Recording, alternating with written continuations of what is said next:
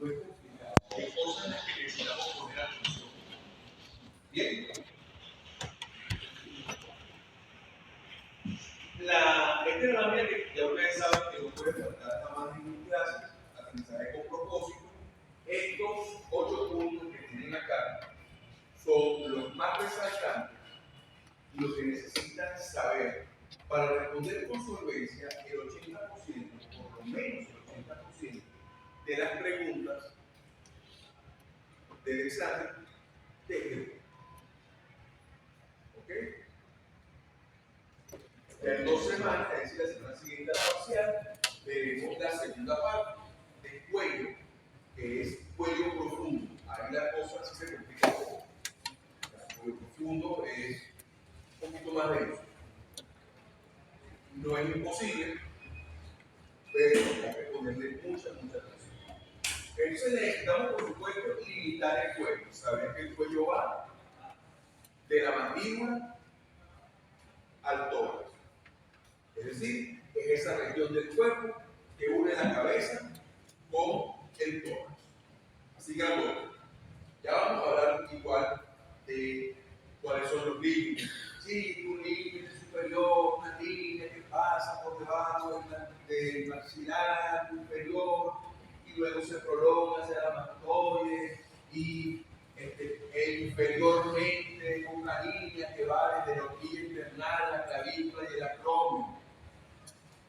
Y por detrás sigue el borde del esternocleidomastoide, del trapecio.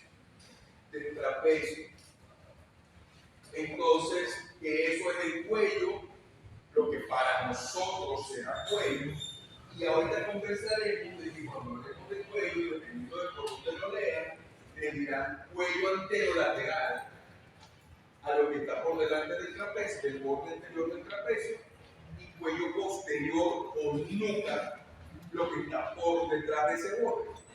Pero para nosotros, no le llaman, para nosotros no será un cuello posterior, un cuello anterolateral, sino lo que se denomina en algunos textos cuello posterior será nuca, punto. Y lo que se denomina por los textos cuello anterior o anterolateral, ese es el cuello propiamente dicho, y para nosotros eso es cuello. ¿Ok? Tenemos que saber que hay una aponeurosis, ¿ok?, que recubre esa zona.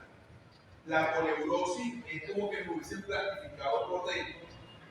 Es una sola aponeurosis que recubre todo el cuerpo, pero por supuesto va a recibir nombre y le van a poner límites, entre comillas, dependiendo de la región.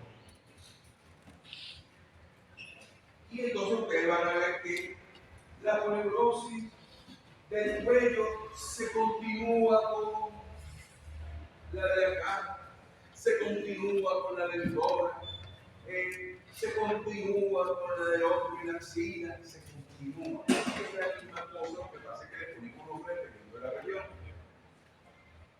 Que esa aponeurosis además va a tener dos hojas, van a ser dos aponeurosis. Una aponeurosis superficial, por debajo de la piel, donde se fisura subcutánea, etc. Y una aponeurosis profunda, ¿sí?, que es una aponeurosis envolvente, que envuelve toda la musculatura y que va a tener una serie de capas, 3 para ser precisos, y eso tenemos que conversar. Y además tenemos un grupo de músculos interesantes. Tenemos un músculo que es el músculo platisma, que es un músculo cutáneo del cuello, que va desde el maxilar hasta la porción superior del tórax y el hombro, incluso llega a mezclarse con los músculos que están alrededor de la boca, en la cara, ¿ok? Y que como tal el platisma no tiene funciones motoras, es decir, no mueve a nadie, él solamente mueve la piel. Y ustedes me dirán, ¿y para qué quiero yo un músculo que me mueva la piel? Pues, para poner cara de no me importa, para poner características. Entonces, él pertenece a los músculos de la mímica facial. ¿Okay? Tenemos un grupo de músculos que se llaman en líneas generales músculos hioideos, porque tienen relación con un hueso que hoy vamos a ver, que es el hueso hioide, que es un hueso único que se halla casi que flotando en el cuello, que no se articula con nadie. No se articula con nadie. Lo que pasa es que él se mantiene gracias a la acción de unos músculos, ¿sí?, que están por encima, y como están por encima se llaman suprahioideos, y otros que están por debajo, que como están por debajo los llamaremos infrahioideos. Como se dan cuenta, los anatomistas no son creativos. Luego tendremos a un músculo que es el que sale en casi todos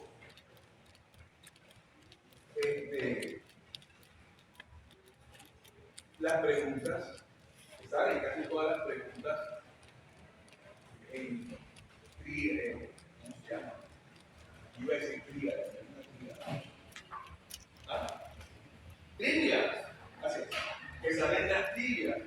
¿Cuál es el músculo que tiene el hombre más largo? El esternocleidomastoideo. ¿Y de dónde a dónde era? El esternocleido, que es la costilla, y termina en la apófisis mastoide. Y es importantísimo, porque resulta que no solamente es el músculo de los chismosos el que hace, ¿no?, además de generar esa flexión con rotación, y si lo contraes bilateralmente, flexiona el cuello y lleva la cara hacia abajo, aparte de hacer eso, él es de capital importancia para poder hacer la descripción topográfica del cuello. ¿Dónde están las cosas? En el cuello vamos a tener un triángulo anterior que es por delante del esternocleidomastoideo, uno posterior que es por detrás. ¿Dónde está el paquete carotídeo? Ubica el esternocleidomastoideo. Quiero ponerle una viga a la yugular externa porque el paciente le está chocando y las enfermeras no le consiguen vías periféricas porque está chocado con un choque hipovolémico. ¿Qué va a hacer el doctor Ángel Sánchez? Tranquilo, papi, le ponemos el yugular. Entonces, en el pedido masculino, por supuesto, vamos a estudiar las venas yugulares, pero solamente 2 de las 3. Bueno, estos son 4. ¿Se acuerdan que había una cervical anterior, llamada yugular posterior también? Bueno, ahorita en cuello vamos a ver a las otras 3. A la yugular anterior, la yugular externa, que forma parte de las estructuras superficiales del cuello, y una yugular interna que es más profunda, que la estudiaremos con calma la próxima clase en Colombia. ¿Okay? Vamos a estudiar los linfáticos del cuello, los vamos a ver con mayor entendimiento del cuello profundo. Aquí tienen que saber que existe una vaina que se llama el collar cervical, el collar linfático cervical, una serie de ganglios que van a encontrarse en la pneumatoidea, por detrás y por debajo del oído, en la región submandibular, y entonces que te van a permitir que por aquí pase la linfa, y entonces va a venir la pregunta malintencionada, no malintencionada, la pregunta interesante de todos los pacientes. ¿Hay ganglios linfáticos en la cabeza?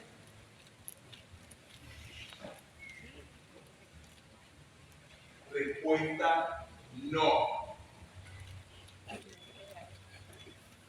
Los ganglios linfáticos están del cuello hacia abajo, pero en la cabeza propiamente no hay.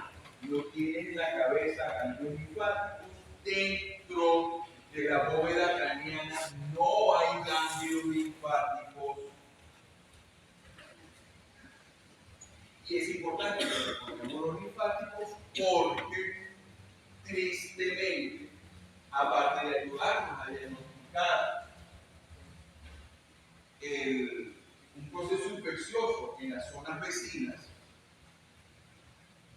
porque se inflaman, se agrandan, se presenta lo que se llama una adenomigalia cuando tenemos un proceso infeccioso en la vecindad de un trayecto de unos ganglios linfáticos.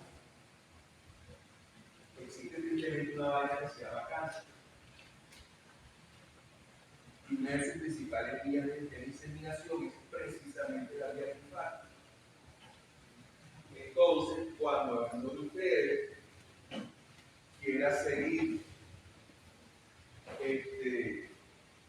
la doctora Durán Rodríguez, quiera seguir los pasos del doctor Fran Mendoza de hacer cirugía de cuello, tiene que conocerse esos ganglios de arriba abajo y de abajo arriba, porque cuando quiera operar en cáncer de tiroides, necesita saber los niveles ganglionales para saber cómo es la vaina. ¿Sí? Y por supuesto, los triángulos del cuello. Los triángulos del cuello es una división topográfica. Primero dos triángulos, uno anterior y uno posterior. Y esos triángulos anterior y posterior van a estar subdivididos. Ahorita los vamos a ver. Y van a tener un contenido, unos límites y todo lo demás. Y se lo van a aprender y van a decir, bien, eso está en tal triángulo. Sí, mamá, ya yo sé que el triángulo digástrico es mandibular. Ahí están las parótidas, mamá. Ya eso lo aprendí, mamá. Muy bien.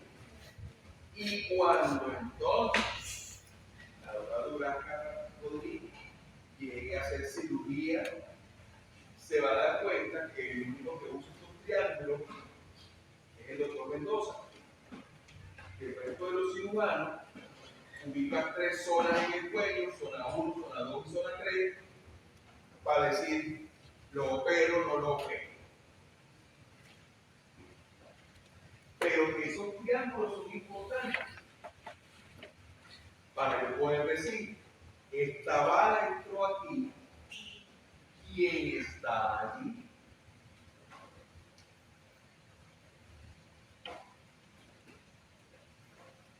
Si tengo media por función en el triángulo carotídeo y el paciente anda de sangre. y el cuello está, ¿qué pasará por allí? ¿Será que le rompió la fibra muscular en el sentido mastoideo? No. Para eso es importante.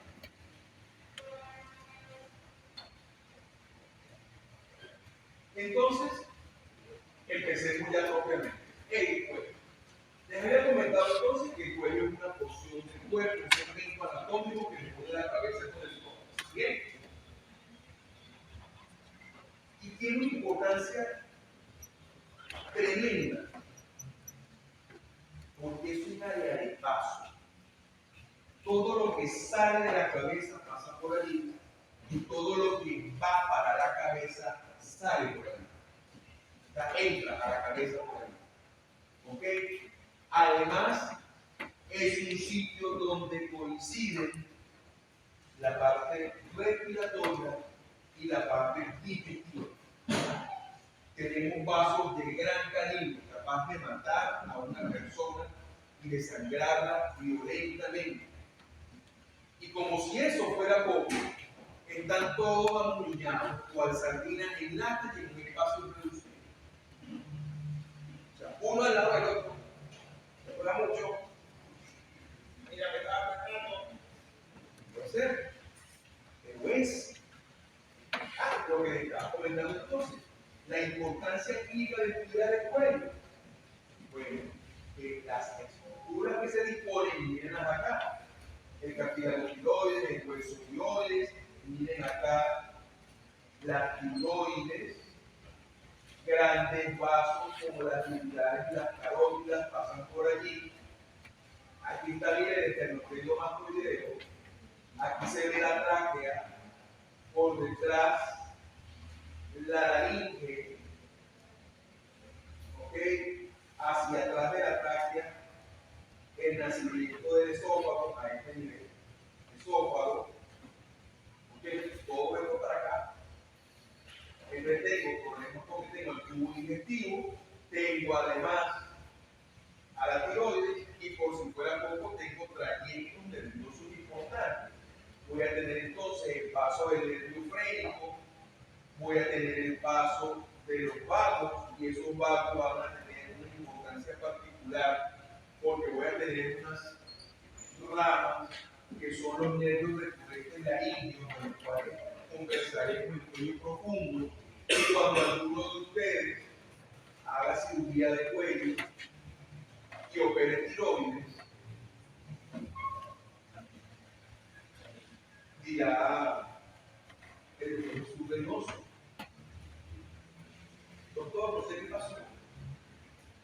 ¿Por qué? Operé la tiroides, la primera, y quedó perfecta. Perfecta, perfecta, perfecta. Oye, pero no sé qué le pasa a mi paciente que después que lo operé, una voz así como bitonada. Está hablando como raro. Y entonces, si me lo dice a mí, yo me voy a hacer la cruz, yo soy católico. Bendito sea el Señor. Si se lo dice a Fran, lo va a matar. Porque le dirá, Chucho, mío, te tiraste el ladrillo, papá, ¿cómo que no sabes qué pasó? Te enganchaste, mijo. Le metiste el electroventurino a chicharrarte. Eso fue lo que pasó.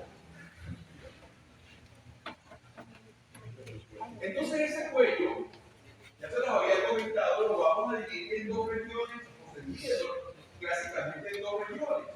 Una región anterolateral, que es el cuello, obviamente, y una región posterior, ¿sí? Que es la nuca o cuello posterior. Para nosotros, el borde del trapecio hacia atrás será nuca y del borde del trapecio hacia adelante será cuello. Ese cuello además va a tener en su vista lateral unos límites superior e inferior, y el posterior lo tenemos. Entonces tenemos, ¿se acuerdan? Al tono occipital externo, que lo conversamos cuando hablamos del trapecio. Entonces, una línea que va desde ese tono occipital externo pasa por la próxima sigmoide y se continúa por la mandíbula, por arriba, y por debajo una línea que va desde la articulación clavicular, pasa por encima de la clavícula y llega a la escotadura yugular o escotadura external. ¿Okay? Por delante una línea media que pasa por el punto centro, por el mero centro de la mitad del medio. Pasa por todo, es el plano justo, es el plano medio. Y ya tenemos entonces que eso es el cuerpo. Y ustedes me dirán, bueno, doctor, así visto de lado, chévere, pero si lo quiero ver de frente, bueno, si lo quieres ver de frente, entonces te vas a venir por el maxilar inferior y hacia abajo, la articulación acromioclavicular, la clavícula, la escotadura yugular de esto que está acá, que conversaremos en paredes tórax y intestino, que es el manubrio external, ¿okay? Hasta el otro lado de la misma estructura. Y por detrás, doctor, usted cuando vimos nuca y dorso, no digo de dónde a dónde iba la nuca. Perdón, se me olvidó. Pues entonces va de la protuberancia occipital externa o tono externo hasta las sigmoides. y por detrás una línea que va entonces desde la acromion clavicular hasta la vértebra, hasta la prominente, la apófisis espinosa prominente o vértebra prominente. Joania, ¿cuál es? C7. Muy bien. Están listos para el examen. Entonces, les había comentado que existía algo llamado aponeurosis del cuello, ¿okay? Y que teníamos entonces una aponeurosis superficial que está justo por debajo de la piel, ¿okay? Que además me va a envolver al platisma, ¿okay? Y tenemos esta que viene acá, que es una profunda, y miren cómo deja incluida la parótida, y miren cómo forra al esternocleidomastoideo y al resto de los músculos que están por debajo. ¿Okay? Aquí entonces resecamos la fascia para que pudieran ver las estructuras más profundas. ¿Sí? Vean que entonces aquí está el esternocleidomastoideo, se resecó el esternocleidomastoideo, aquí está la porción external, aquí está la porción clavicular, y vean que deja un espacio triangular allí. Ese espacio triangular es importante porque por detrás de él pasa el nervio freno.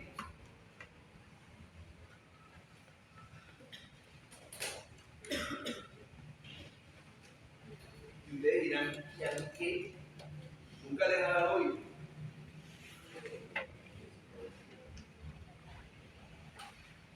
¿Sabían que si yo estimulo a ese nivel y masajeo el nervio frénico, reseteo el diafragma? Y sabían que el hipo es una contractura loca del diafragma. ¿Ah? Y la doctora Álvarez curando el hipo como un susto.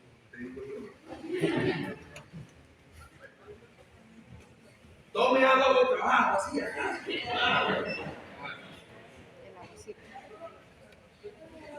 No respire, está chiquito, agarre un vinito, cógelo el salín y póngase a respirar.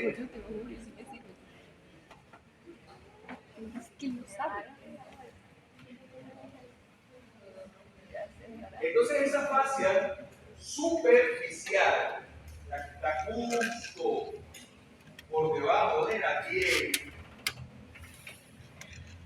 envuelve al músculo platisma o músculo cutáneo del cuello, que está aquí.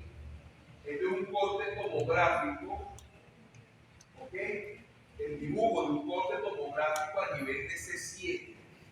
Y les digo una vaina, esto se lo tienen que aprender. Tienen que poder identificarle a todo el mundo ahí. Ya vimos nuca y dorso. Así que ustedes saben que esto que está acá es el trapecio, esto que está acá es el ligamento nucal y que aquí están los intrínsecos del cuello, donde la nuca. ¿Lo saben? Esto que está acá entonces será la vaina carotidia que está unida por un ligamento, con una fascia que establece un puente entre las dos, llamada fascia alada. ¿Okay? Luego tengo otra porción, miren, que me remite a los elementos viscerales. Tráquea, esófago detrás, la tiroides alrededor y los músculos tiroideos, ¿okay? Que será llamada entonces la fascia pretraqueal. Por detrás de ella, la fascia prevertebral que le va a cubrir a los músculos anteriores del cuello, que lo estudiaremos la próxima clase. Y entonces tendremos que esa fascia profunda va a tener 3 hojas, 3 capas, ¿okay? Una capa superficial llamada también capa u hoja anterior, pero que les la vamos a preguntar siempre como fascia de revestimiento, porque envuelve todas las estructuras que están allí. Miren, viene desde el ligamento nucal, envuelve aquí, tienen al trapecio, sigue para acá para adelante, envuelve al esternocleidomastoideo y sigue para adelante, le da la vuelta. Pero además tiene una capa media, ¿ok? Que es la fascia pretraqueal, que ya se la dije ahorita, ¿sí? Que envuelve a la parte visceral del cuello, que está justo en la línea media. Entonces tendremos acá a la tiroides, a la tráquea, detrás de la tráquea del esófago, ¿ok? Y tendremos además una fascia posterior, que es esta que viene acá, que es la prevertebral, ¿ok? Que ya se las había comentado. Entonces, toda esta que está viendo aquí pintada de rojo, miren la que bonita, es la fascia de revestimiento, ¿okay? La hoja más superficial de la aponeuriosis profunda. Y miren entonces cómo ella se viene acá desde la línea media, ¿okay? Se desdobla y me envuelve al trapecio. Esto al esternocleidomastoideo. Esto es el esternocleidomastoideo. Me envuelve al esternocleidomastoideo, se vuelve a fusionar, vuelve a abrirse en la región posterior y acá sí me vuelve al trapecio y aquí se fusiona con el ligamento nucal. ¿Sí? Entonces, le va a revestir aquí arriba,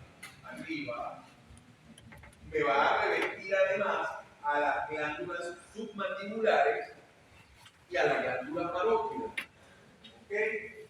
Son parte del sistema linfático, la que haremos en cuello profundo.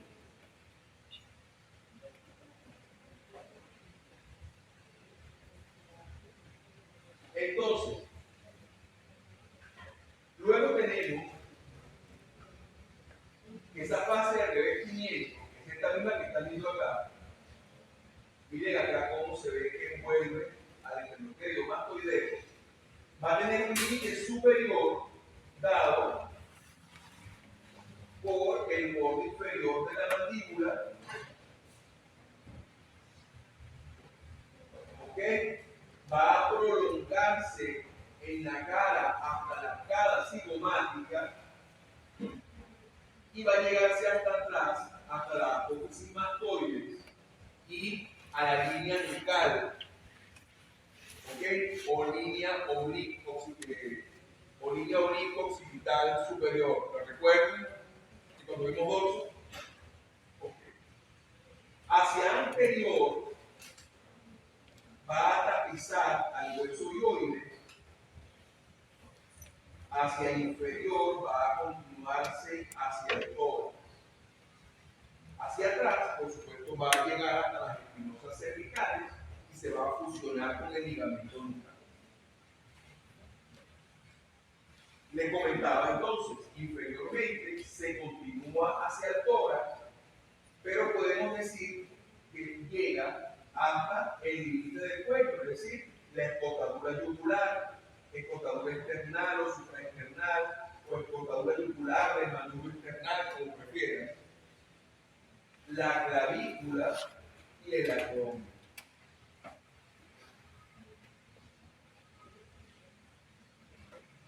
Por detrás de ella, la ven aquí en verde, es la fase de revestimiento que la acabamos de ver ahorita, ¿ok? Aquí está entonces el esternocleidomastoideo, ¿bien? Tenemos entonces que esta pretraqueal se va a extender desde el hueso hioides hasta el tórax, ¿ok? Es esta moradita que están viendo acá, la pretraqueal. Vean cómo está envolviendo, ¿sí?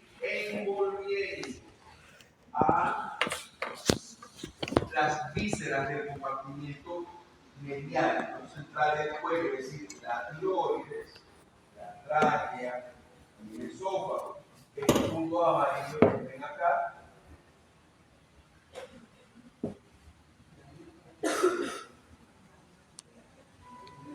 son nervios.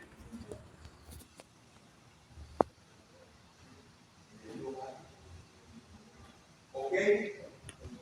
Entonces, aquí tienes lo que sería la hoja visceral, que se va a continuar hacia arriba por la mucofaringia y hacia abajo se va a envolver entonces a los músculos infrarioideos. Entonces, hacia arriba, la fascia mucofaríngea es continuación de la fascia pretraqueal. Aquí están viendo a la vaina carotídea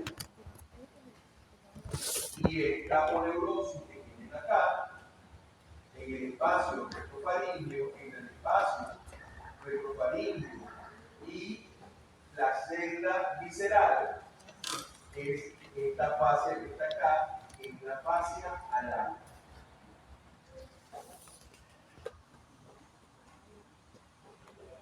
Entonces lo que les había comentado, hacia arriba, esa fascia pretraqueal, miren acá, ahora en azulito, ¿sí? Aquí tienen a los recurrentes, les había comentado ahorita, ramas de nervio vago. Entonces fíjense acá, tenemos a la tiroides, tenemos a la tráquea, tenemos al esófago, tenemos a los dos nervios recurrentes laringeos en el ángulo que se forma entre la tráquea y el esófago. Y fíjense que aquí, esta, que es la hoja visceral de la fascia pretraqueal, justo por delante, miren acá, a la hoja muscular, envolviendo a los músculos tiroideos. Acá están viendo entonces a las carótidas, medular interna y nervio vago. ¿Okay? Esta es la vaina carotidia. Esto que están viendo acá es el esternocleido mastoideo. Esta que está aquí, ¿sí? Es la fase de revestimiento. Y muy importante, esa fascia pretraqueal, cuando llegue al borde superior del hueso ioides, va a formarme un buque, como una polea, que va a sujetar, o sea, le va a servir de polea, de gancho, de punto de anclaje al tendón de un músculo importante que es el digástrico, que lo vamos a conversar en un rato. Llegamos entonces a la fascia prevertebral. Miren aquí en amarillo. ¿Sí? Vean cómo está por detrás del espacio amarillo.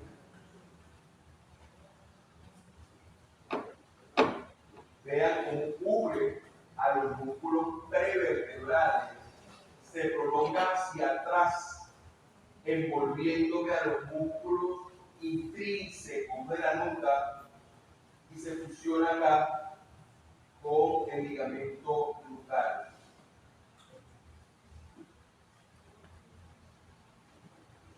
Vamos a empezar a complicar. Entonces esa fascia prevertebral, que la ven acá,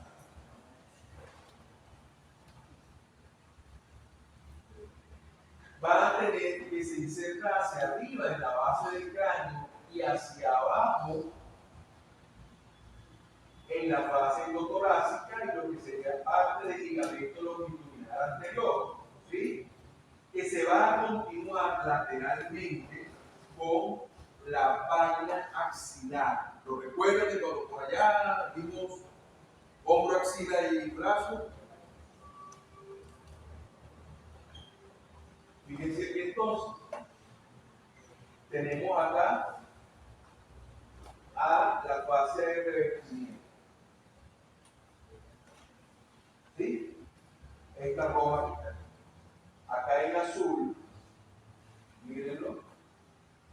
Tenemos entonces a la pretraqueal. Miren cómo envuelve a la glándula tiroides. En este corte sagital pueden ver cómo envuelve a la tiroides. ¿Sí? Por detrás tendremos entonces la tráquea, el esófago. Vean cómo se continúa esa pretraqueal con la fascia bucofaríngea, y llega hasta arriba. Esto que ven acá es la fascia alar que conecta a las dos vañas carotídeas. Luego acá tenemos la prevertebral. Y esa prevertebral, entonces ya la pueden ver hasta atrás. Y por detrás de ella, a la de prevertebral. Volvemos. Fascia de revestimiento. Aquí en azul, miren cómo envuelve a el pernocleido mastoideo y al trapecio, cómo se une al ligamento glutal, ¿sí? Que por debajo de ella vamos a tener entonces a la capa burbuja o fascia pretraqueal. ¿Ok? Miren acá entonces cómo se ven envueltos los músculos infrayoideos, aquí está la tiroides, la tráquea y el esófago. Vean acá a la vaina carotídea. Esta que está aquí es la fascia prevertebral. Miren cómo pasa junto por delante, tapiza a los músculos prevertebrales y hacia atrás a los intrínsecos de la nuca. ¿Ok? Vean acá a el contenido de la vaina carotídea, que la conversaremos en la próxima clase, donde tenemos entonces por delante y hacia afuera, externo, a la vena yugular interna, por dentro a la arteria carótida interna y en el ángulo que se dispone entre la carótida interna y la yugular interna, vamos a proseguir entonces al dendroma.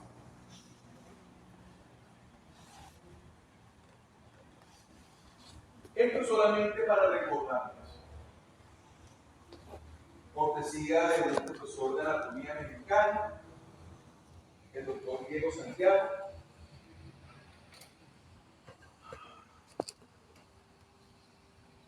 De profesor de anatomía de la Escuela de Medicina de la Universidad Autónoma de México. Y además es muy bueno dibujando. Y aquí te resumen, miren, la fase de revestimiento, las inserciones con las relaciones, aquí envuelve y aquí no, lo mismo la pretraqueal y la prevertebral. No nos vamos a ampliar en eso, porque eso solamente es un resumen, igual que este, para que sepan delante de quién está cada cosa. Es así como llegamos entonces a los músculos laterales del cuello. Los músculos laterales del cuello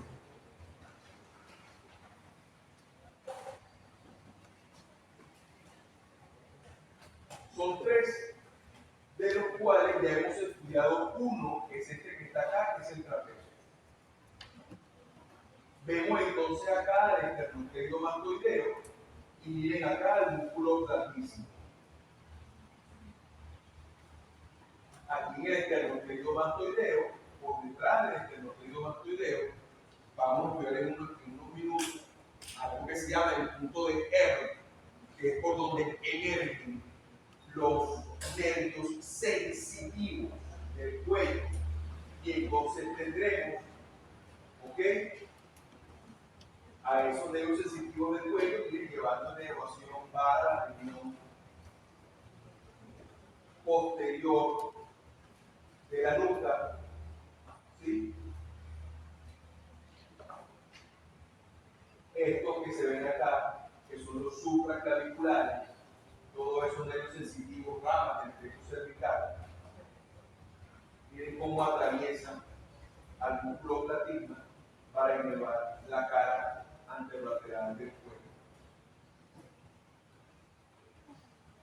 Ese músculo platisma, ¿sí? Es un músculo ancho, súper delgado, ¿ok? Y por supuesto, él atraviesa el cuello, pero él viene desde la cara y llega hasta la porción superior del tórax y el hombro, ¿ok? Entonces, él lo que va a hacer es adherirse al plano de la piel, al plano profundo de la piel, y me va a cubrir la región del cuello, pero viene desde la región acromial y deltoidea, llega a la porción infraclavicular, es decir, a la porción superior del tórax, y arriba en la cara, ¿ok? Va a mezclarse con la fibra de los músculos que están alrededor de la boca. Entonces, su inserción superior en las fibras más anteriores, ¿sí? Va a llegar a la piel que está por debajo del mentón. ¿Sí? En sus fibras medias va a llegar hacia el ángulo, hacia la mandíbula, y se va a mezclar con el angular y depresor del ángulo de la boca. Y las fibras posteriores van a llegar igual hasta el ángulo de la boca, hasta la comisura, y van a llegar a la mejilla. Va a estar inervado por el nervio facial. Es un músculo propio de la mímica facial. Entonces, miren, cuando hacemos este tipo de caras, él es el que tensamos, ¿ok? Lleva el mentón hacia abajo y permite poner cara de tristeza o de decepción. Y él se fusiona a través de un rafelenio con el platisma del lado contrario. Pero con los años,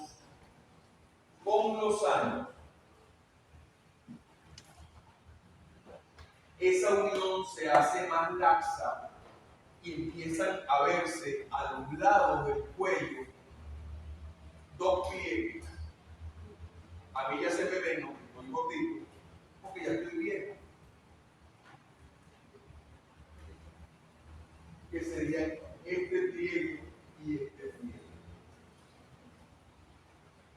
Están aquí delante. En ninguno de ustedes se ve. Ustedes son todos jóvenes.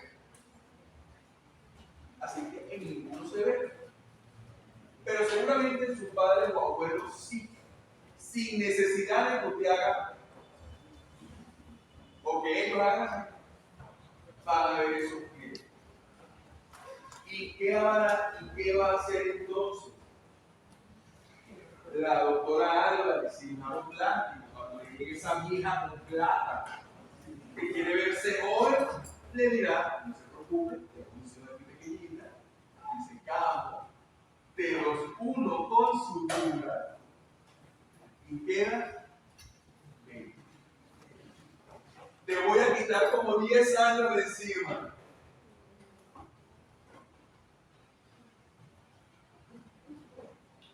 Luego tenemos entonces al esternocleidomastoideo, ¿sí?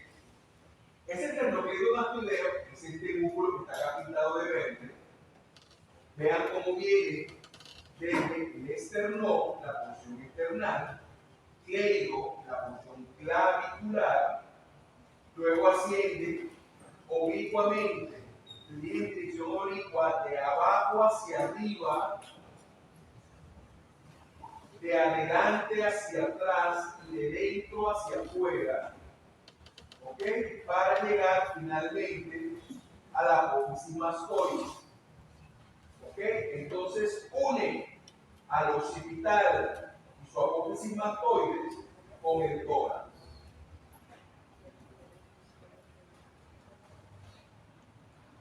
Aquí para comentar igualmente, pues vean que aquí el man tiene una porción o manojo o haz external que llega al manubrio, otra que llega a la articulación externo clavicular y al extremo proximal de la clavícula, y miren cómo se dirige hacia afuera, hacia arriba y hacia atrás. ¿Ok? Para llegar entonces hasta la línea curva occipital superior y la póncis mastoides. Ese músculo está inervado. Adelante. Está inervado por el nervio accesorio, que es el decimoprimer par craneal, y además por unos ramos anteriores que vienen desde el C2 y C3 y forman una especie de asa. De esa asa va a salir además el nervio del trapecio. Individualmente es el músculo chismoso. Inclina la cabeza hacia el lado de la contracción y lleva el mentón hacia el lado contrario.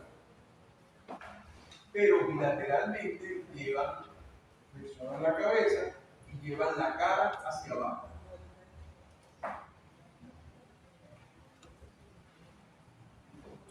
Esto solo para recordarse.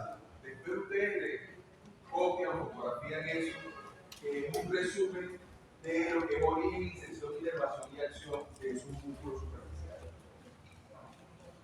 Es así como llegamos entonces al hueso ioides. Ya les había comentado que era un hueso único, importante impacto, que es mediano, que es más o menos simétrico y al cual lo vamos a ubicar por detrás del maxilar inferior, por encima del cartílago tiroides. ¿Okay?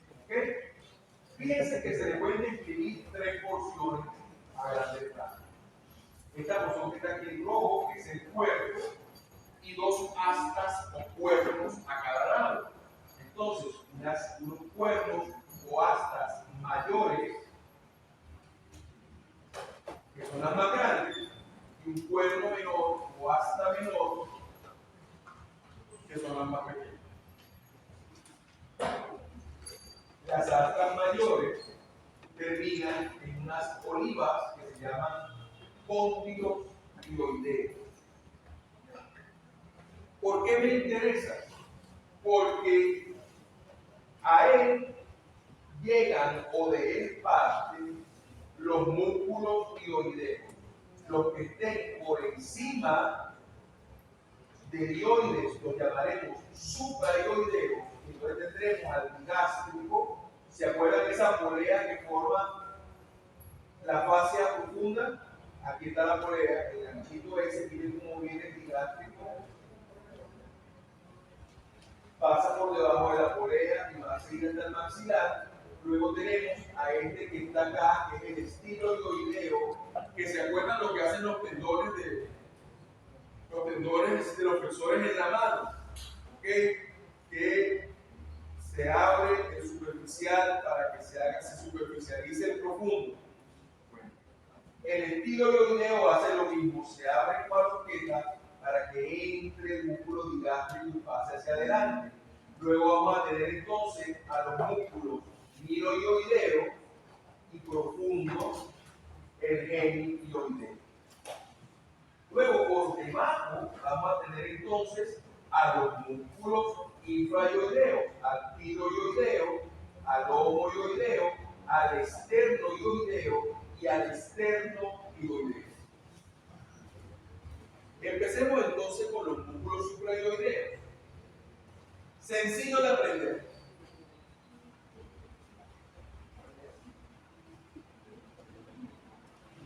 Hay una mnemotecnia para aprenderse estos músculos que dice, diga estilo mi general, o dígalo con estilo mi general.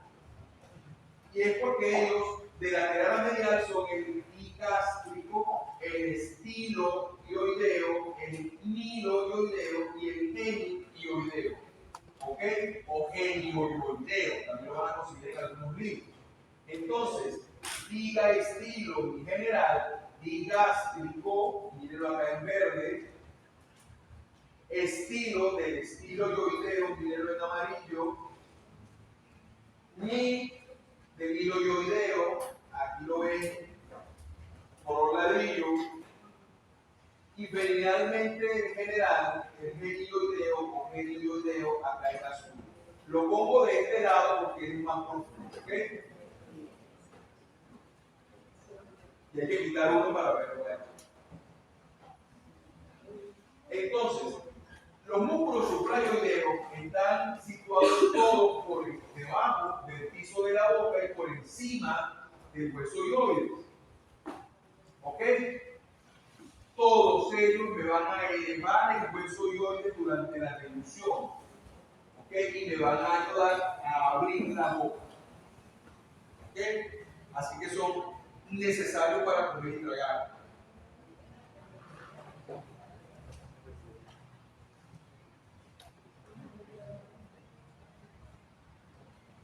Están dispuestos entonces en tres planos. Un plano más superficial donde me voy a conseguir al gástrico y al estiloioideo.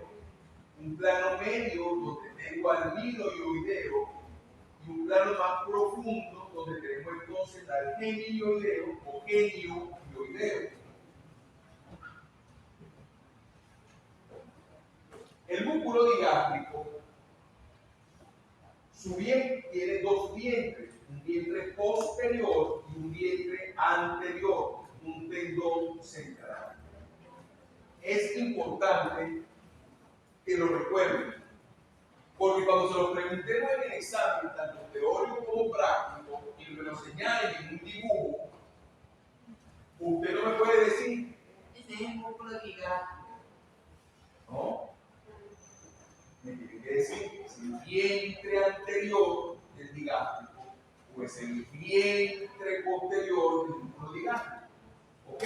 Entonces, el vientre posterior del músculo digástrico viene desde la escotadura mastoidea y la apófisis mastoides y va a llegar a la fosa digástrica que se encuentra en la mandíbula, en la parte interna del maxilar inferior. Va a pasar por debajo del tendón intermedio, va a pasar a nivel de ioides, por debajo de esa polea que le hace la fascia profunda. Su inervación va a depender de qué vientre es. La porción posterior del digástrico va a estar inervada por el nervio facial, séptimo par craneal, mientras que el anterior lo hará por el trigemio, el quinto par, y lo va a hacer a través del nervio mandibular. ¿Sí? Llamada también nervio quinto 3, quinto en romano, ¿ok? Quinto 3, y él, por supuesto, me va a elevar la mandíbula y eleva el ioides, la porción posterior, y el anterior eleva el ioides. Entonces, función del digástrico, eleva el ioides. Participa en la deglución. Luego veremos al estiloioideo. Mírenlo acá desde la apófisis estiloides en la base del cráneo, cómo va a ir a buscar el cuerpo del ioides, se bifurca en dos haces y permite entonces el paso, al hacer ese ojal, permite el paso entonces del músculo digástrico. Él va a estar inervado por el nervio facial, también me va a elevar el ioides como el resto de sus compañeros. El miloioideo es este músculo grande que está acá. Está profundo por debajo del vientre anterior del digástrico. No me lo confundan. Esto es el vientre anterior del digástrico.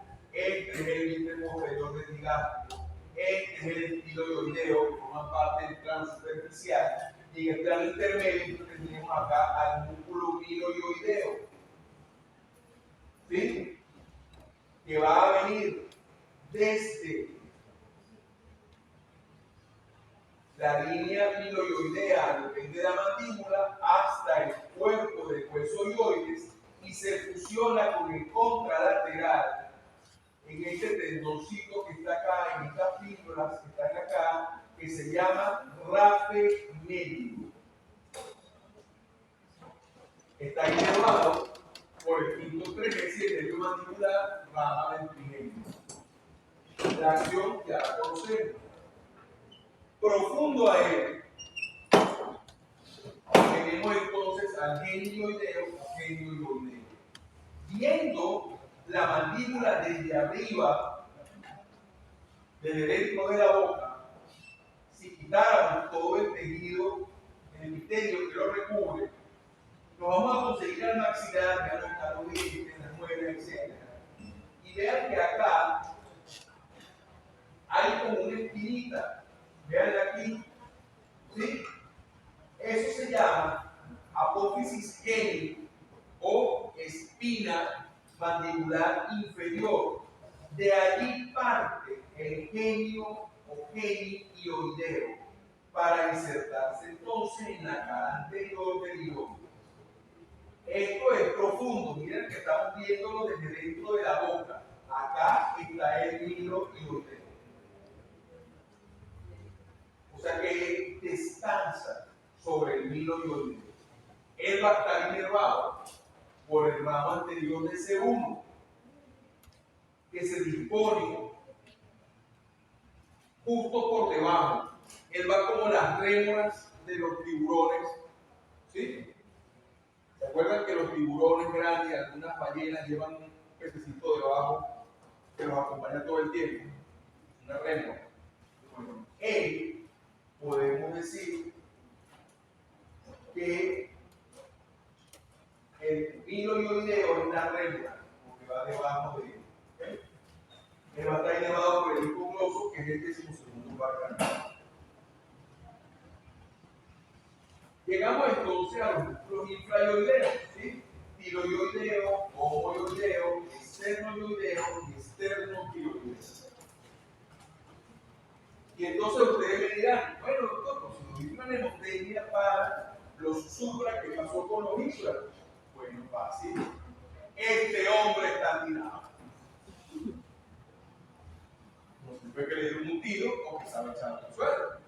Pero este hombre está tirado. ¿Qué quiere decir? Que de la superficie a la profundidad, ¿sí? Aquí están las más superficiales. Voy a tener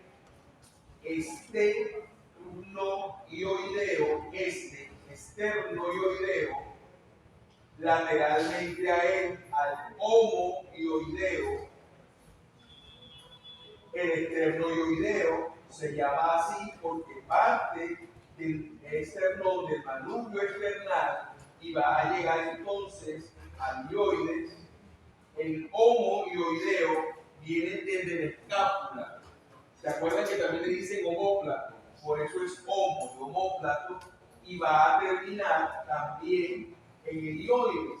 Pero fíjense que él tiene también un tendón intermedio, por tanto también es un músculo digástrico, por tanto también tendrá un vientre anterior, que también se conoce como vientre superior, y uno posterior, que también se conoce como inferior. En el plano profundo, lo resecamos acá, miren, nos vamos a conseguir con dos músculos. Y aquí es donde la gente empieza a matarse. Ese es un solo músculo. Podrán conseguir en algunos textos que es un solo músculo. Pero ocurre que es un músculo cortito arriba, que es el tiroideo, del cartílago tiroides al hueso ioides, y luego hay otro que parte justo por debajo de él, ¿sí? Y llega hasta acá, hasta el externo tiroideo y tiroideo. Algunos consideran que es un solo músculo, pero son dos. Uno inferior en el externo tiroideo y uno superior en el externo tioideo. El tiroideo. Esos músculos infraioideos son músculos acintados y nos ayudan entonces, va desde el esternón y la escápula hasta el hueso yoide. Son depresores del hueso yoide, todos. Y están dispuestos en dos planos de alomismo, un plano superficial, que está acá los puntitos de verde, ¿ok?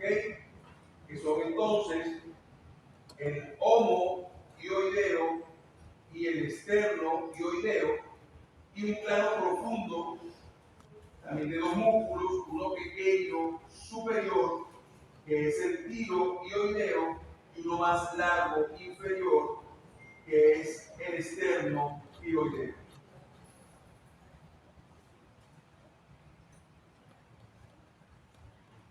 El esternocleido o esternocleido ioideo, lo tenemos acá. Su inserción, su origen está distal, no lo vemos porque lo tenemos acá cubierto por el esternocleido mastoideo. Pero él viene entonces desde el borde posterior del tercio interno de la clavícula y del manubrio esternal, y se dirige entonces hacia arriba y hacia la línea media, buscando el borde inferior del hueso ioides. Está inervado por el asa cervical, como otros más de los infraioideos. 3 de los infraioideos van a estar inervados por el asa cervical, que es la fusión de los nervios, los ramos anteriores cervicales de C1 a C3, van a dar unas ramas que se van a fusionar y van a hacer como un lacito, ¿ok? Que es el asa cervical, y esa asa cervical me va a dar ramas para los músculos infraioideos, ¿ok? Por supuesto, desciende el ioide, y eso ya lo habíamos conversado. Luego tenemos entonces al homoioideo, ¿ok? Ya nos vamos a ir para este lado, vamos a quitar aquí, mira, seccionamos al esternoioideo o esternocleidoioideo y nos deja lateral al homoioideo, ¿ok? Miren cómo viene desde tioides, un tendón, y este luego hacia la escápula, va a estar inervado igual por el asa cervical e igualmente le desciende el ioides.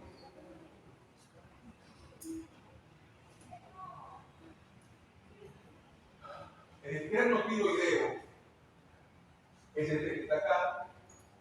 Este es un dibujo cortesía de su buen amigo Netter. Fíjense acá cómo resecamos, se reseca al plano superficial, al esternoioideo y al homoioideo, y nos deja los dos tiroideos, ¿ok? Al externo tiroideo inferior, que viene desde el manubrio external, incluso recibe fibras que vienen del primer cartílago costal, para llegar entonces a esta línea oblicua que se encuentra en el cartílago piloide, que estudiaremos con más detenimiento en la próxima clase de cuello profundo. También va a estar inervado por el asa cervical. Ya el tiroideo ya no va a estar inervado por el asa cervical, que también me va a descender la clavícula.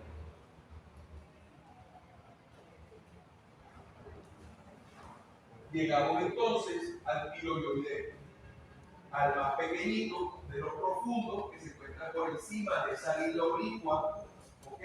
Y que va a llegar entonces al tercio lateral de la cara posterior y luego inferior del ioides, y hasta el asta mayor del ioides. Va a estar inervado entonces por el diámetro grosso, que es el 12º par craneal, ¿ok? Y por ramos anteriores de C1. También me va a descender el hueso hioide. Esto solamente es un resumen de la musculatura para que después la vean con detenimiento. Y acá la podemos repasar entonces. Vean entonces acá el hioides, ¿ok? Esta es la membrana tiroidea, el cartílago tiroides, ¿ok? El ligamento glicotiroideo, el cartílago cricoides o anillo cricoides. Fíjense acá entonces que en el hueso hioides tenemos entonces esta polea fibrosa, ¿sí? Que viene desde la fascia profunda y que entonces me va a permitir identificar al vientre anterior del digástrico, al tendón intermedio. Por encima de él, mírenlo acá, el músculo estiloioideo, por detrás del estiloioideo pasando, por que lo perfora. Aquí tenemos entonces el vientre posterior del digástrico. Esta que están viendo acá, no, esta que están viendo acá es la tubular interna. Lo que pasa, muchachos, es que me saluden a cada rato, porque yo me llevo muy bien, normalmente me llevo bien con mis estudiantes. Entonces, cuando pasa, me saludan.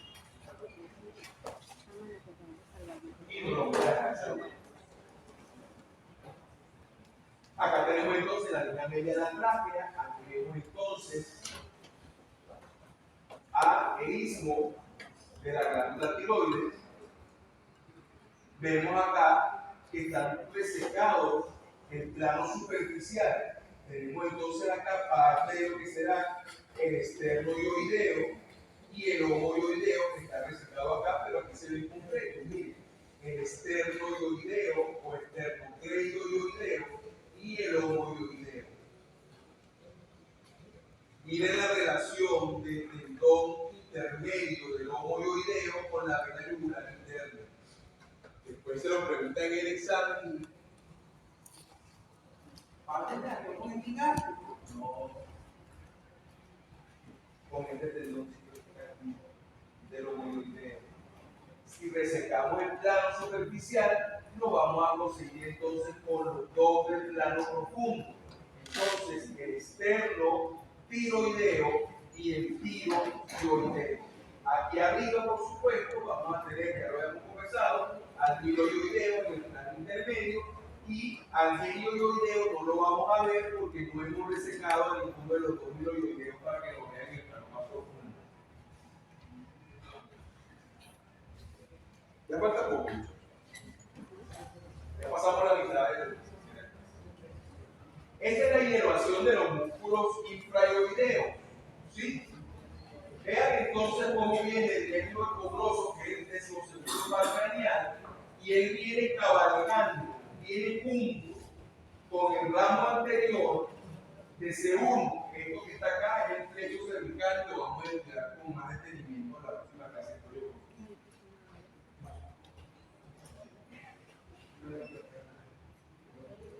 ¿Qué pasa?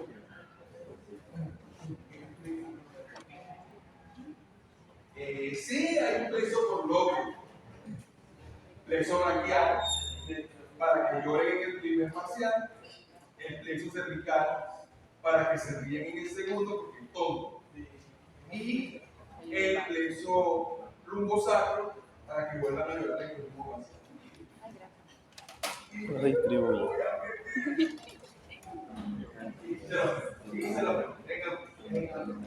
Vean entonces cómo C1, C2 y C3 me van a dar unas ramas anteriores que me van a formar este bucle que está acá, que es el asa cervical. ¿Sí?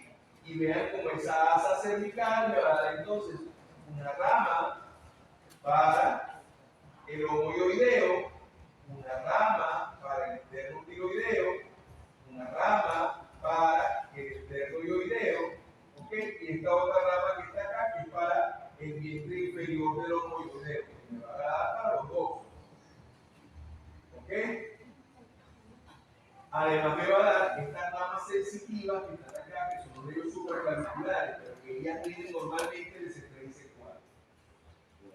Véanse aquí, plexo cervical, como entonces de C3 y C4, con contribución eventual de C5, vamos a conseguir al nervio frénico. La inervación sensitiva que debería preguntarse en el examen, no sé por qué nunca se lo preguntaron.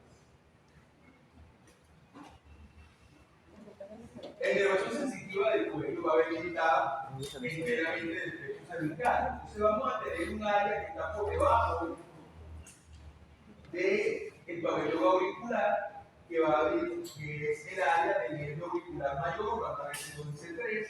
Luego, por debajo de ella se abre el abanico hacia la región supraclavicular, pues la piel inervada por los nervios supraclaviculares, también ramas de C3 y C4. Luego tenemos por delante de ellos, por detrás del borde del esternocleidomastoideo, saliendo entonces al nervio cervical transverso o transverso del cuello, rama de C2 y C3, y me va a dar la inervación de la piel de la porción anterior del cuello, y finalmente hacia atrás vamos a tener al occipital menor, rama de C2. ¿Se acuerdan de cuando estuvimos viendo el triángulo suboccipital? ¿Sí? Que hablamos de un nervio que allí en la región pasaba por encima de ese triángulo, el occipital mayor, ¿sí? O gran nervio de Arnold, ¿sí? ¿Lo recuerdo? Entonces el occipital mayor, que está acá, rama de C2, o gran nervio de Arnold. Luego tenemos acá entonces a el occipital menor, ¿sí? ¿Se acuerdan que ¿se acuerdan entonces que rama de C1 tenía un nervio que atravesaba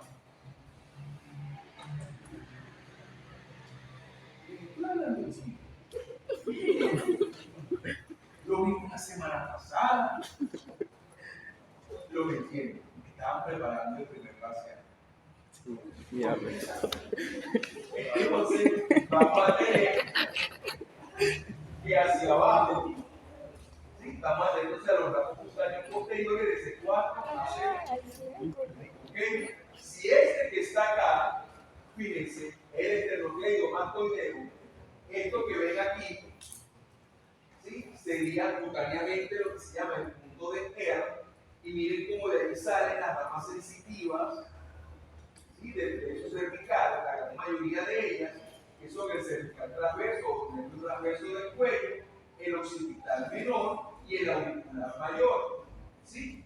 Y no teniendo mucha relación, pero sí en la proximidad del punto de Ehrlich, vamos a ver salir entonces a los nervios supraclaviculares. Y este es el fulano punto de Ehrlich, que no ha dejado de preguntarse como en 15 años. ¿Dónde está? Haga un dibujo donde muestre el punto de Ehrlich y cuál es su importancia clínica. Pues el punto de Ehrlich y el borde posterior del esternocleidomastoideo, una línea que viene desde el ángulo de la mandíbula, corta a este nivel al esternocleidomastoideo, y allí emergen las ramas sensitivas del plexo cervical. Así que aquí tenemos entonces al nervio auricular mayor, al nervio occipital menor, al transverso del cuello o transverso cervical, y miren acá a los nervios supraclaviculares. Entonces, si yo necesito bloquear desde el punto de vista anestésico la sensibilidad de la región del cuello, pues para eso está el punto de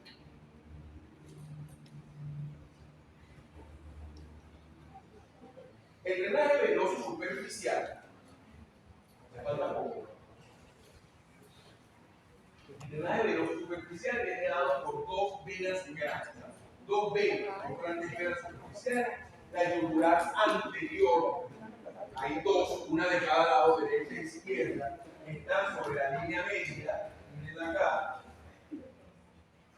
La yugular anterior, en relación, por micrófono detrás de ella, vamos a tener entonces algún video que ven acá, y a la yugular externa. ¿Qué me interesa la yugular externa? Que no se olvide que es la yugular externa la que pasa por delante del esternocleidomastoideo. ¿A quién me voy a conseguir por delante del esternocleidomastoideo?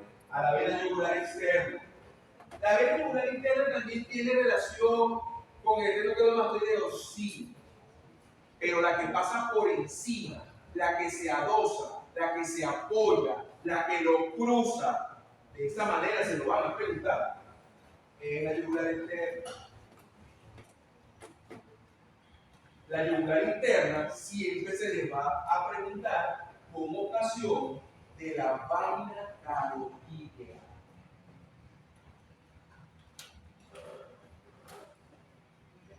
La yugular anterior, que son estas que están acá, una de cada lado, ¿sí? Se va a formar entonces por la confluencia. Acuérdense que todas las venas van de distal a proximal. Todas las venas van buscando el corazón. Entonces, ella se va a formar por la confluencia, ¿sí?, de las venas submentonianas y del tronco tiro-lingo-faringo-facial.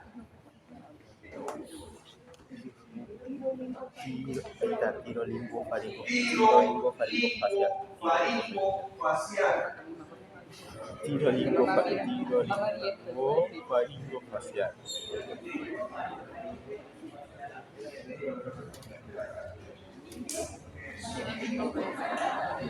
Entonces, ella me va a descender por debajo del músculo platino, pero por delante de la fascia envolvente.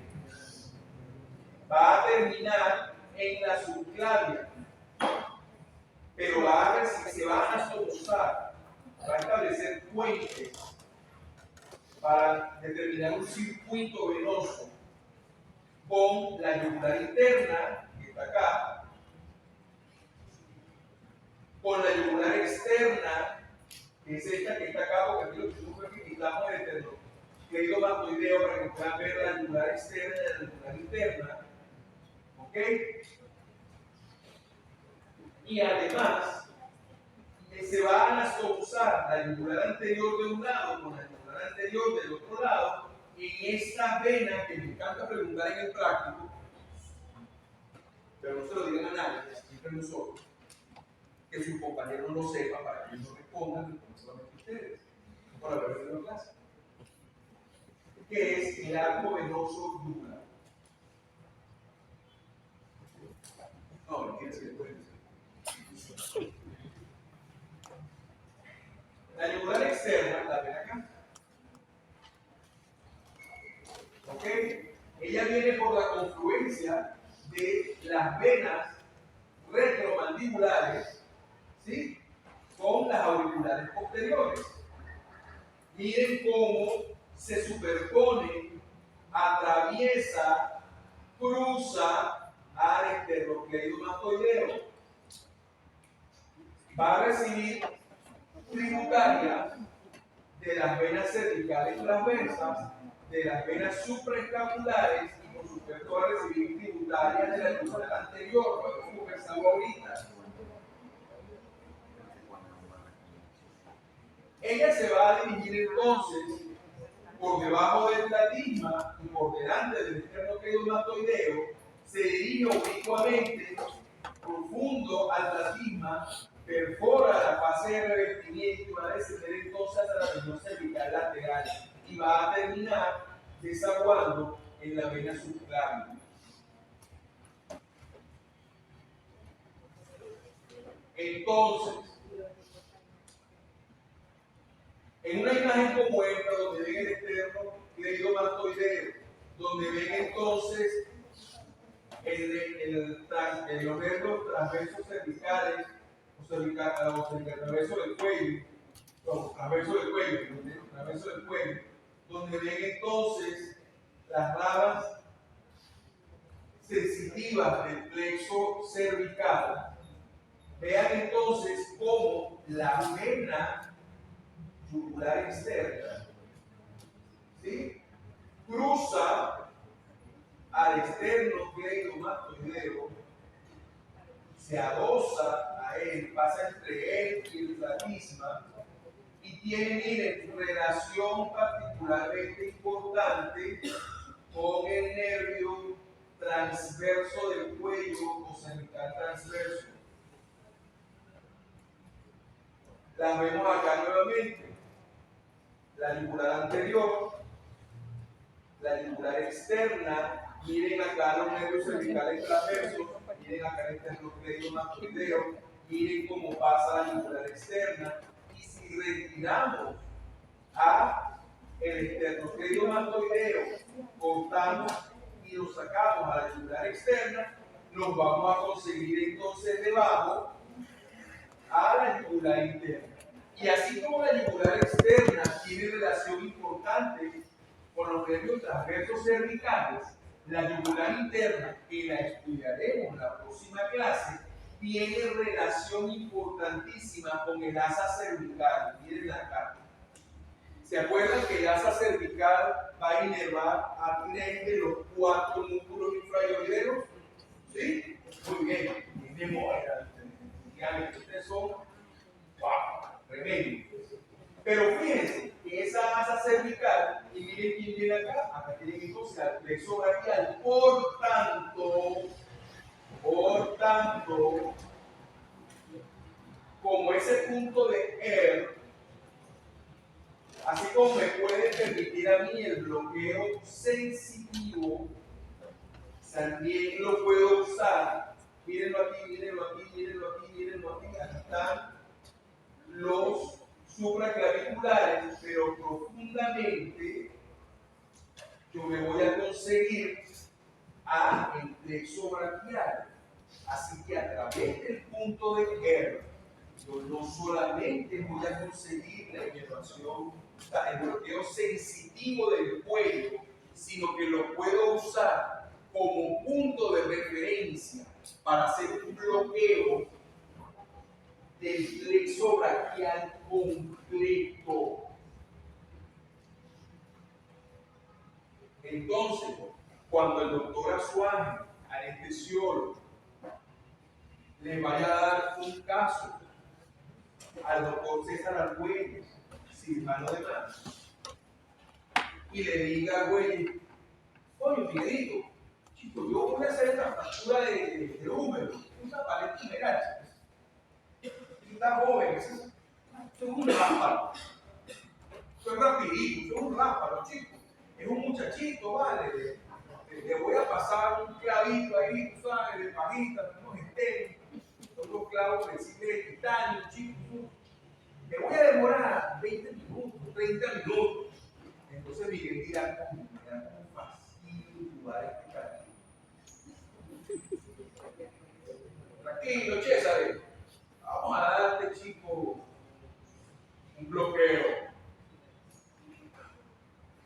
del plexo braquial. Además lo voy a cobrar porque lo voy a hacer encomiado.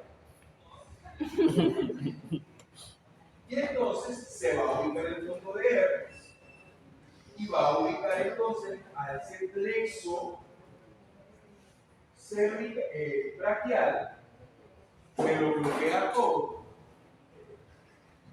Le mete un guarapito al muchacho, a los seda para que no se ponga fastidioso. Se acabó lo que se daba. El gran César puso magistralmente sus clavos flexibles de tenis. Todo el mundo salió contento. César cobró el ecógrafo. No era de él, era apretado, pero no cobró. Todo feliz. Entonces, fíjense, nuevamente, el punto de ER, miren acá el esternocleidomastoideo, las ramas cervicales transversas, la auricular mayor, occipital menor, los nervios supraclaviculares, ¿sí? Miren con la relación de la yugular externa con el medio transverso del cuello o cervical transversa. Miren cómo atraviesa la fascia, que lo habíamos escrito hoy de su trayecto, de la yugular externa, para hacerse profunda y buscar entonces a la frontal. Llegamos entonces al drenaje linfático del cuello y nos vamos a conseguir entonces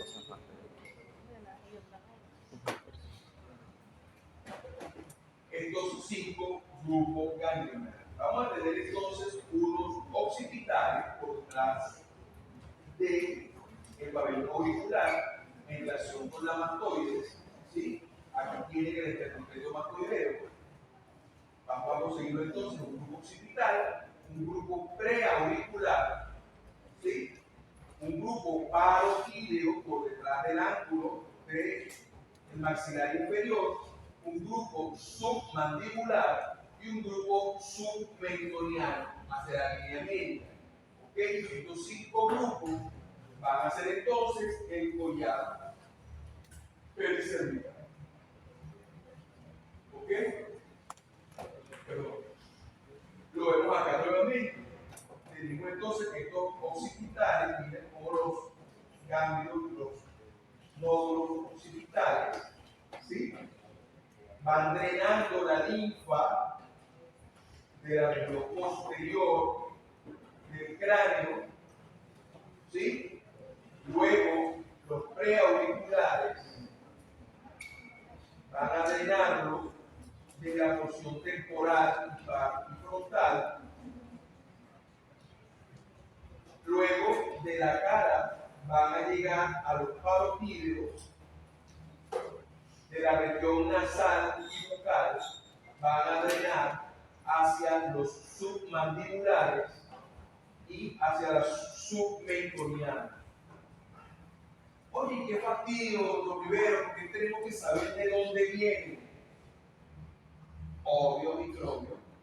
Si tienes una otitis, van a ser los preauriculares y los parotídeos los que se van a inflamar. Si tienes un proceso sinusal, una rinitis que es infecciosa, se van a ir hacia los submandibulares y lo que esté aquí en la boca se va a venir al submentoniano. Entonces, cuando le llegue al doctor José Rodríguez, pediatra, la mamá, doctor José, le traigo a mi hijo John Anderson. Original.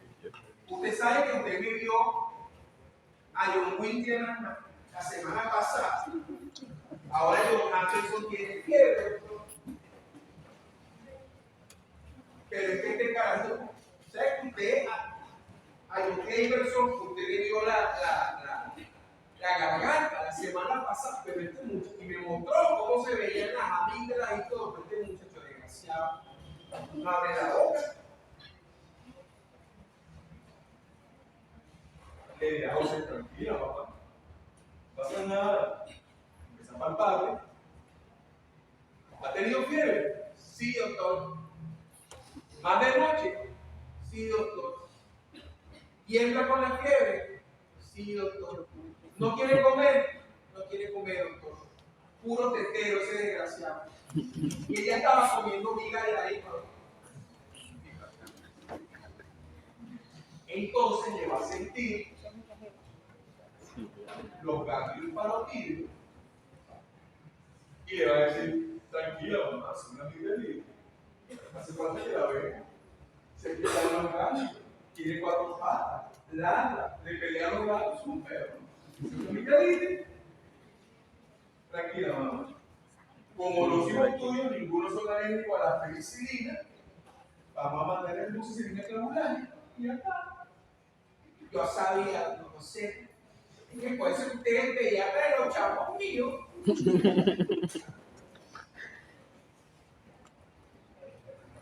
Esa cadena, ese collar cervical, va a drenar vena hacia los ganglios profundos del cuello. Que lo vamos a estudiar con el inicio de la próxima clase. Lo que se tiene que recordar es que esos ganglios profundos del cuello van a recorrer la linfa de las vísceras de la línea media y también van a recibir de la bóveda craneana de adentro. Y vamos a tener entonces que esos grupos van a estar en relación con la vena yugular izquierda, tanto izquierda como derecha. Y van a drenar del lado izquierdo hacia una estructura llamada conducto torácico, ¿sí? Que va a drenar la linfa desde el tórax. Pero del lado derecho lo va a hacer hacia el tronco linfático yugular. Del cual conversaremos también de ambos, tronco linfático y conducto torácico, cuando veamos paredes del tórax inmediato. Nada de eso va a quedar.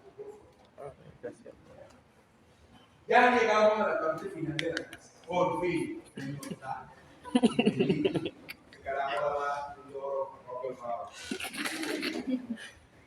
Los triángulos de.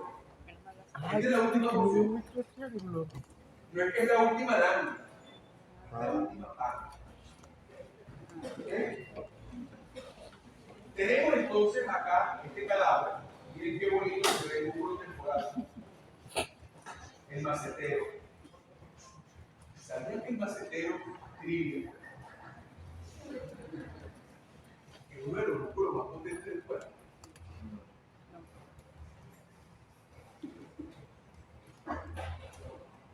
Fíjense, tenemos que por delante del esternocleidomastoideo y por debajo de esa línea que va desde el maxilar hasta la mastoide y por fuera de la línea media tenemos un primer triángulo grandote que es el triángulo anterior.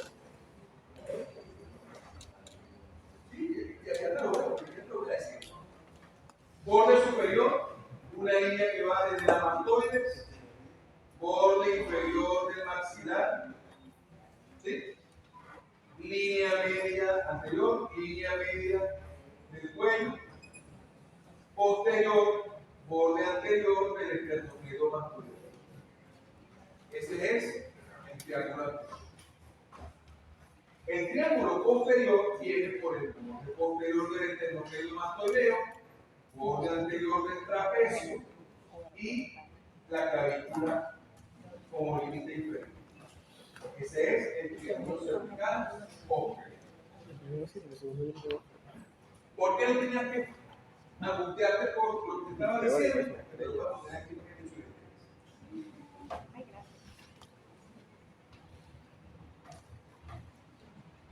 miren el borde superior, desde la mastoide, el maxilar inferior, el borde anterior y el borde posterior. Entonces ustedes me dirán, pero es que ahí no parece un triángulo, porque cuando se estudian los triángulos, ¿verdad? Se pone al paciente en actitud de que me importa, a mí no me habla. Es el paciente. Entonces, cuando lo pones así, ya la cosa se endereza. Y si parece un triángulo. Pero si lo ven así normalito, es un triángulo como tal. ¿Ok? El triángulo posterior, ya lo, ese sí aparece en el triángulo, ¿ves? En el borde posterior, ya lo hemos visto. ¿Sí? Desde el esternocleidomastoideo por el anterior del trapecio y el tercio medio de la clavícula.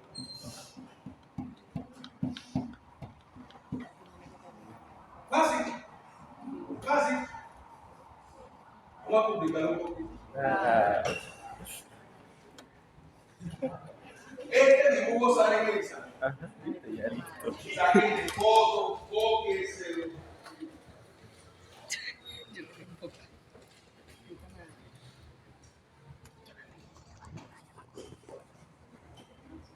Entonces, esto que está acá es el triángulo anterior. Ese triángulo anterior lo vamos a dividir en 4 triángulos.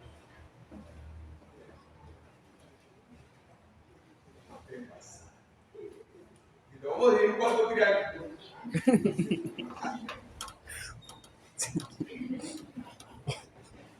Aquí tenemos al hueso hioide. Y este que está acá es el músculo digástrico. Este es el vientre anterior y este es el vientre posterior del digástrico. Entonces, con el límite de borde inferior de la mandíbula por arriba, vientre posterior del digástrico detrás, vientre anterior del digástrico por delante, tenemos este triángulo que es el submandibular o digástrico. ¿Bien? Ok. Por delante del digástrico, teniendo en cuenta al mentón y al digástrico del lado contrario, y al hioides, tenemos este pequeñito que es el submentoniano. Este que está acá es el homohioideo. Entonces, si le ponemos la flecha en cualquiera de esos músculos, ustedes saben que este es el vientre posterior del digástrico, vientre anterior del digástrico, vientre anterior o superior del homohioideo, vientre posterior o inferior del homohioideo. ¿Cierto? Entonces, esternocleidomastoideo por detrás, vientre posterior del digástrico por encima, hioides y vientre anterior o superior del homohioideo por delante, tenemos acá al triángulo carotídeo.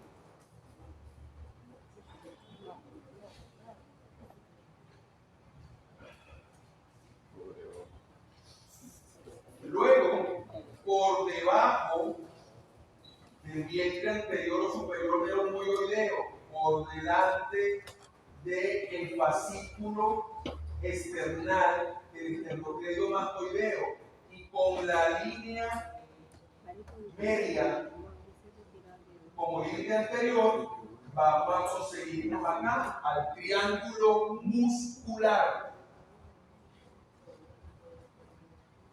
Este es el esternocleidomastoideo. Entonces, aquí es donde la cosa se pone interesante, porque dependiendo de dónde lo lean, les van a decir que el triángulo posterior tiene 2 triángulos o tiene 3 triángulos. ¿Sí? Para la asignatura tiene 2. ¿Por qué?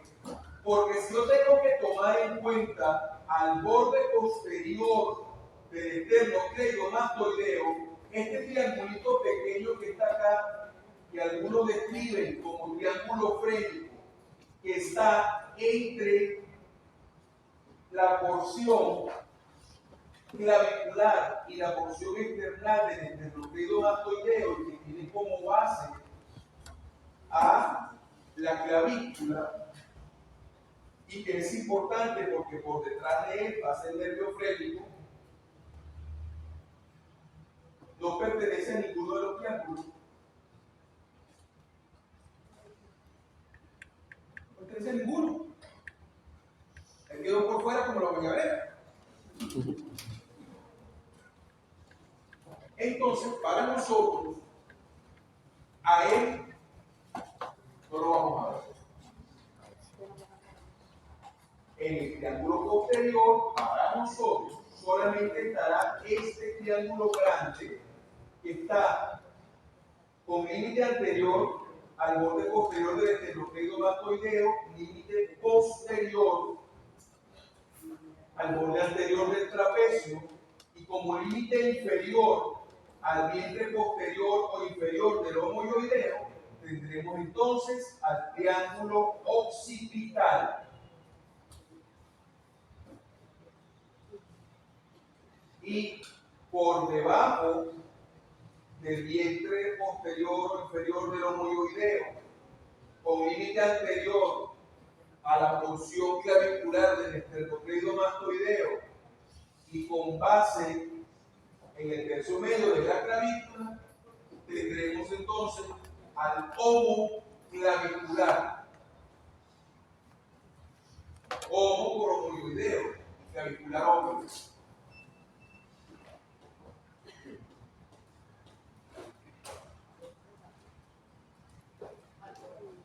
Es lo mismo. Es lo mismo. No se angustien. Fíjense entonces, el esternocleidomastoideo es el límite. Por eso es un músculo tan importante en columna topográfica. Vean entonces los cuatro anteriores: submandibular, carotidio, submentoniano y muscular. Hacia atrás, el homo trapecial o triángulo occipital al triángulo homoclavicular, también llamado supraclavicular.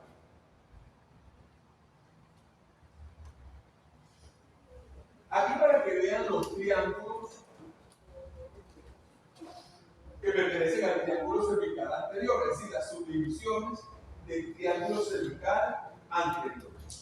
Fíjense aquí, el vientre anterior del digástrico, la línea media, así que este que está acá es el submentoniano o sublingual. Vean acá, digástrico, vientre anterior, digástrico, vientre posterior, el maxilar, este es el submandibular.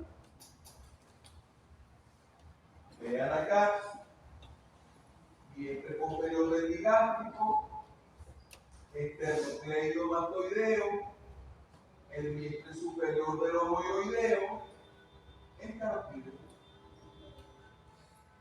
Finalmente aquí en amarillo, homoioideo, esternocleidomastoideo en línea media, el triángulo muscular.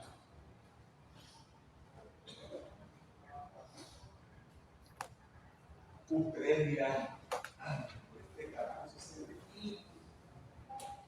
No pudiese estar en dos lados. No. Porque así sea por agotamiento, sino que se lo aprende. Vamos a empezar entonces con el submandibular, submaxilar o triángulo digástrico. Ya conocemos los límites. El maxilar inferior arriba, el vientre anterior del digástrico por delante y el posterior por detrás. ¿Ok? ¿Quién está allí? ¿Quién es el piso? El músculo miloioideo y más profundamente el músculo iogloso. ¿Quién está allí? Eso es lo importante. No solamente es que tenemos al miloioideo y al iogloso, vamos a tener también al constrictor de la faringe, vamos a tener a la glándula submandibular o glándula submaxilar y miren acá la arteria facial. Entonces, si son delgados y tienen sensibilidad, ustedes se pueden palpar acá el borde inferior de la mandíbula y conseguir el pulso de la arteria facial, que va a venir acompañada, por supuesto, por su vena facial. Y va a tener una porción, miren acá, de la pared.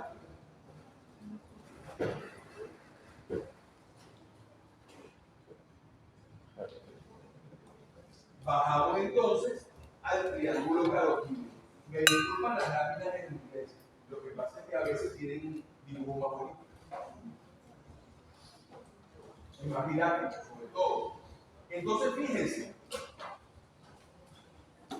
El borde posterior, el vientre posterior del digástrico, el borde anterior del esternocleidomastoideo, el vientre anterior o superior del homoioideo, y aquí tenemos entonces al triángulo carotídeo. ¿Quién es el techo?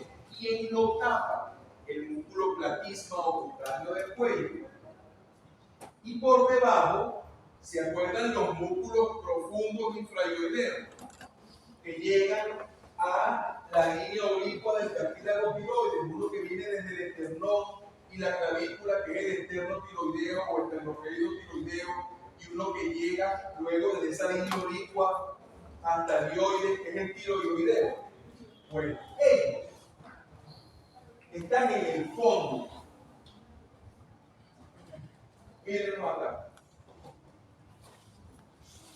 Junto con el constrictor de la marina. ¿Y quién está ahí? Eso no tiene importancia. Yo le metí un picayero ahí, ¿qué es lo que puedo dañar? Puras cositas tontas, miren. La vena yugular interna, el tronco venoso tirolinfofacial, la arteria carótida primitiva o carótida común. Para nosotros tienen que decirle carótida común. No le digan carótida primitiva, porque te van a decir cavernícola. Lo mismo pasó con la clavícula, ¿te acuerdas que sea como clámpula? Sí, suena así, pero es que así se llamaba primero. Escápula, ¿no? Escápula. Cuando se describió por primera vez la carótida, se le llamó primitiva, porque era la primera. Y luego tendría entonces una carótida externa y una carótida interna, todas tres ahí, en ese huequito tan chiquito, el seno y el globo carotídeo, es decir, estructuras nerviosas súper especializadas para el control de la presión y de la concentración de oxígeno en sangre, de la sangre que va para el cerebro. Cosas tontas, pues. El nervio vago, neumogástrico o cardioneuroentérico, como le quieran decir, y el nervio hipogloso. Cualquier cosita. Miserable y sin importancia.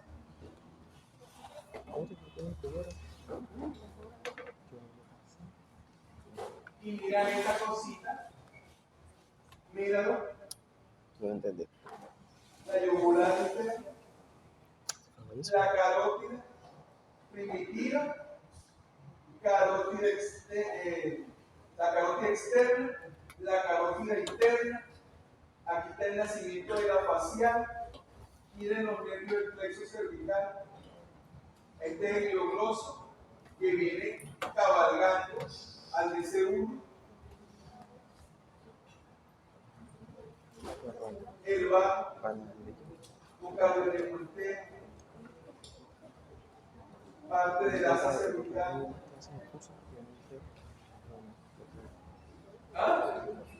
Rigor. Y mira cómo está todo bien junto ahí.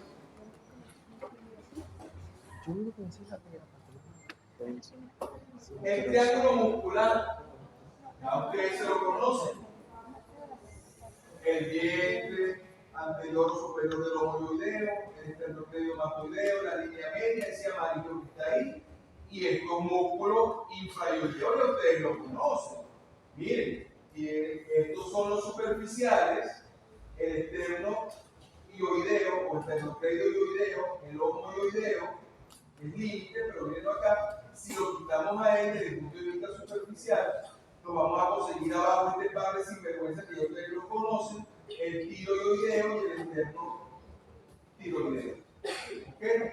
Entonces, el externo tiroideo y el externo ioideo serán el piso y el techo, por supuesto, el platisma o cutáneo del cuello. Finalmente, ¿quién está allí? Pues nada más que la tiroides y la paratiroides, las ramas de la asa cervical que van a inervar a los músculos infraioideos la laringe, la tráquea, la faringe, el esófago y el anillo recto.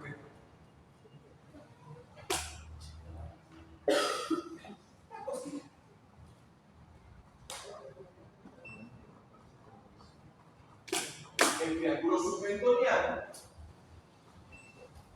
¿sí? Ya lo conocen entonces.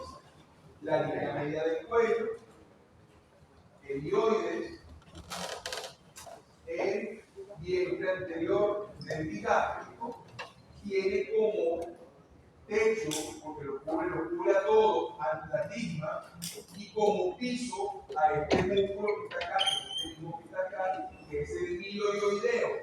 ¿Qué va a tener allí? Los ganglios linfáticos y las venas que forman a la yugular anterior.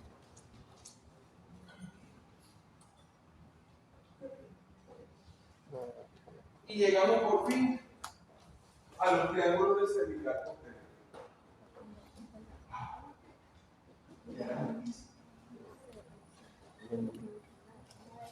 Ya vamos casi, ya tenemos casi 2 horas.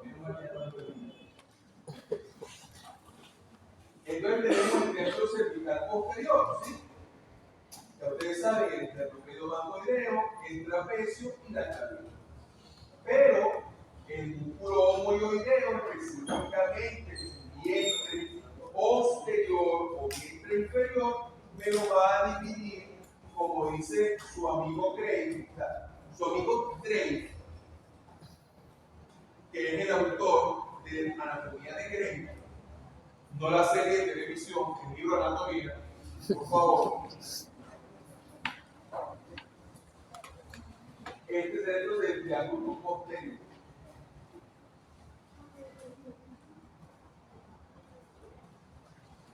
Tendremos entonces, teniendo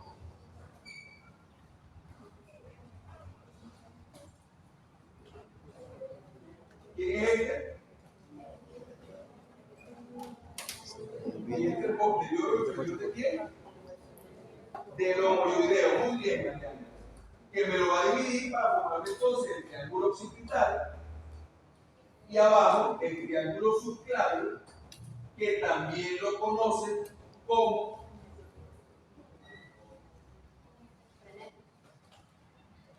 homoclavicular. Muy bien. ¿Y como qué más? Como supraclavicular. Muy bien.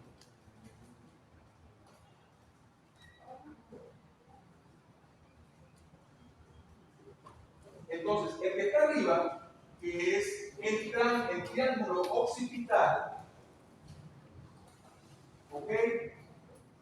O externo trapecial, tenemos que el esternocleidomatoideo al trapecio y al vientre posterior o inferior del homoioideo.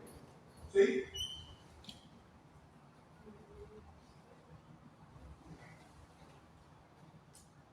¿Quién está allí? El punto de R. ¿Sí?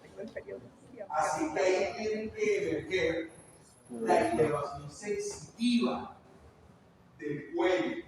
Así que vamos a tener entonces a la auricular posterior, al occipital menor, ¿sí? Al cervical transverso, a los supraclaviculares y como la yugular externa cruza por encima del esternocleidomastoideo para atravesar la fase, hacerse profunda y llegar a su clave, pues me voy a conseguir, miren acá, a la yugular externa.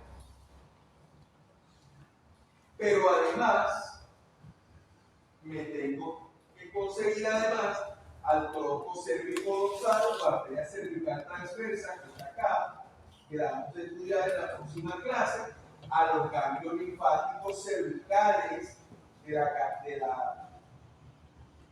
la porción posterior de la cadena cervical linfática del cuello. Y por supuesto me voy a conseguir en los ramos posteriores del pelo cervical.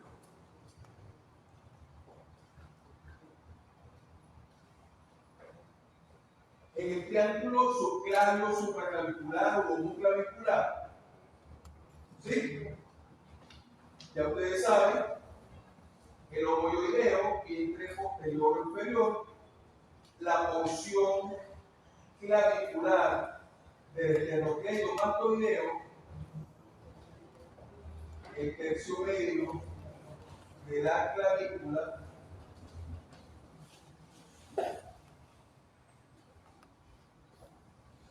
¿y quién está ahí?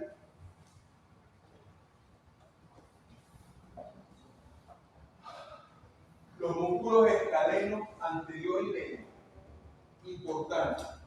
Los músculos escalenos anterior, medio y posterior, su contractura enérgica, y lo veremos en la próxima clase, ellos son los responsables de la famosa tortícolis. En una tortícolis, doctor, que ya se conoce.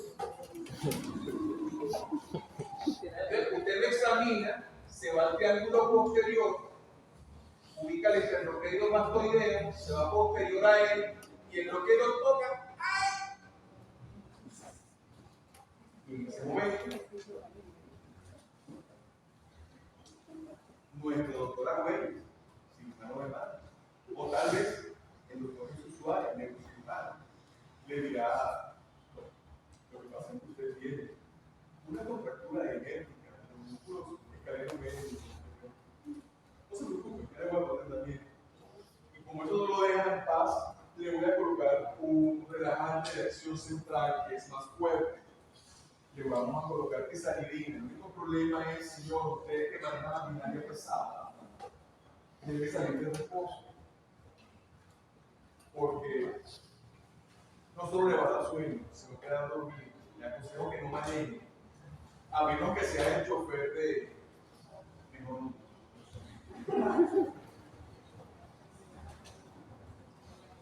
Entonces, ¿a quiénes vamos a conseguir allí? A los músculos escalenos, anterior, medio y posterior, al nervio frénico, ¿sí? A las arterias y venas subclavias,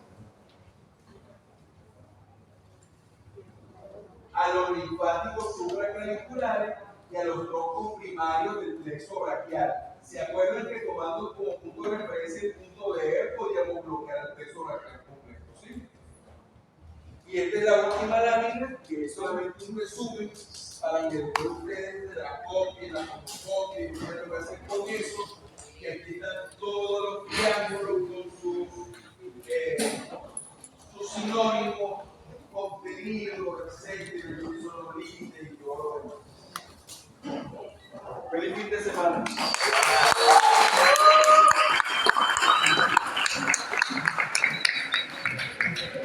Ahora se guarda. Me preocupo. Ay, puta madre. Ya. No, pero que ya va a ser todo. Ay, no. No, Viendo el video.